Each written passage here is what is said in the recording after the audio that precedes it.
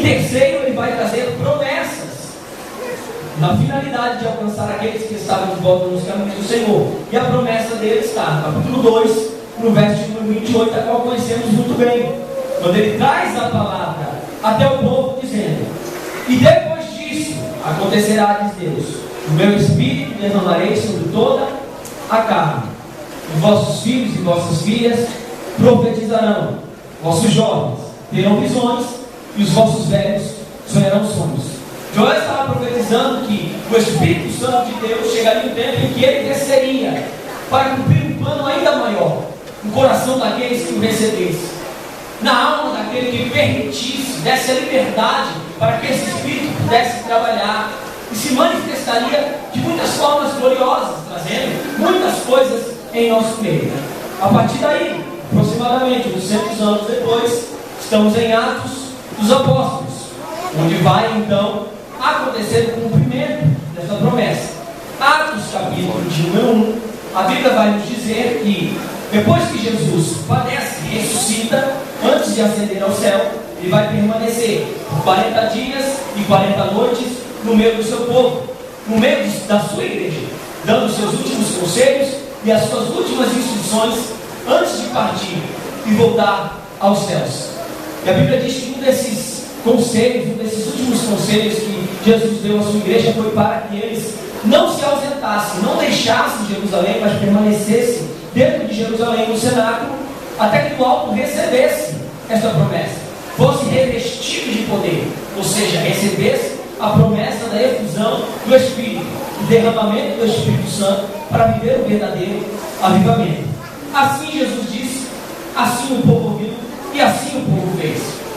A história então vai nos dizer que 500 pessoas estão reunidas no cenáculo, dos 500, somente 120 permanecem e esperam. Passam-se os 10 dias e a promessa então vai se cumprir. Atos 2, todos aqui conhecem. Como um vento veemente e impetuoso, o que acontece? O Espírito Santo do Senhor desce e começa a se manifestar no meio do povo. O povo começa a ser cheio do Espírito Santo e se alegrar. A Bíblia diz que houve línguas repartidas como de fogo, e começou a pousar sobre cada um deles.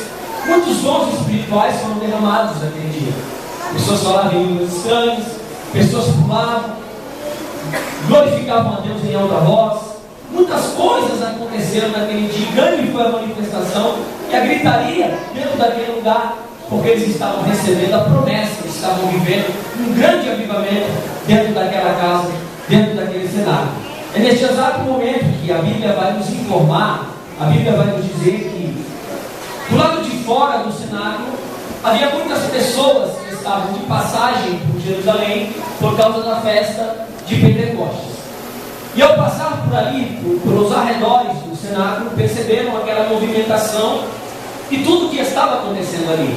As pessoas glorificando a Deus em alta voz, pessoas saltando, pulando, falando em línguas estranhas e grandes manifestações. E aquelas pessoas olhavam, não compreendiam, não entendiam o que estava acontecendo ali, porque era realmente algo espiritual.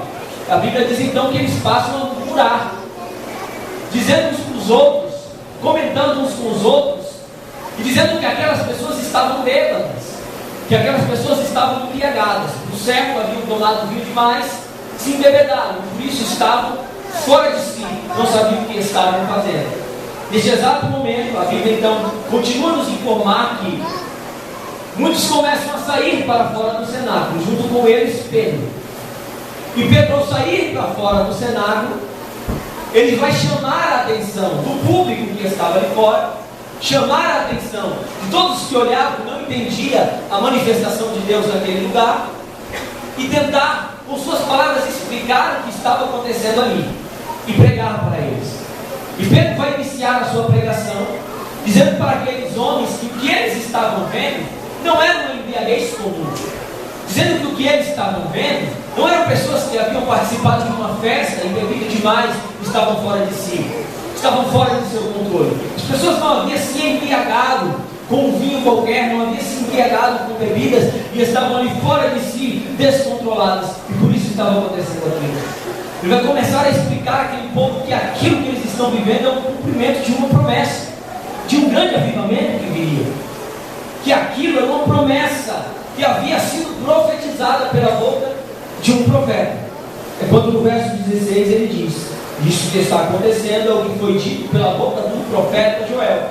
E no verso 17, então ele vai retornar, ele vai trazer as palavras do profeta Joel de volta para aqueles que estavam ali na frente, repetindo as palavras dele, dizendo: isto é o que foi dito pela boca do profeta Joel, que nos últimos dias aconteceria um grande avivamento. Deus derramaria do seu espírito sobre toda a carne, e com isso algumas coisas iriam acontecer, como por exemplo, os vossos filhos e as filhas profetizarão, como por exemplo, os jovens terão visões, como por exemplo, os velhos sonharão sonhos. O que Pedro estava ensinando aquelas pessoas, aos curiosos que estavam ali, não compreendiam o que acontecia, que com a manifestação do Espírito Santo existia uma obrigatoriedade de, junto com ele, receber aquilo que o Espírito tem para entregar.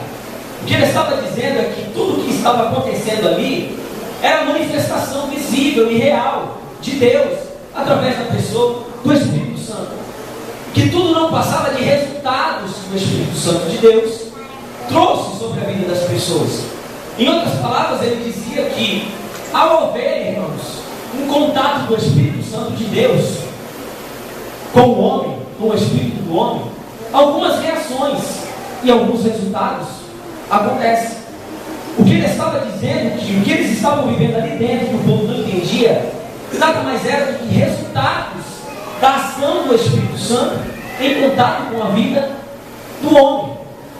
Em outras palavras, para você compreender ainda isso um pouco melhor, como se ele estivesse dizendo que tudo aquilo eles precisavam viver, era necessário que eles vivessem, porque era resultado da manifestação e da ação do Espírito Santo. Ou seja, tudo não passava de apenas resultados do Espírito Santo em contato com a vida do homem. Para isso ficar mais claro, eu queria substituir aqui algumas palavras com os irmãos, para que você venha compreender um pouco melhor.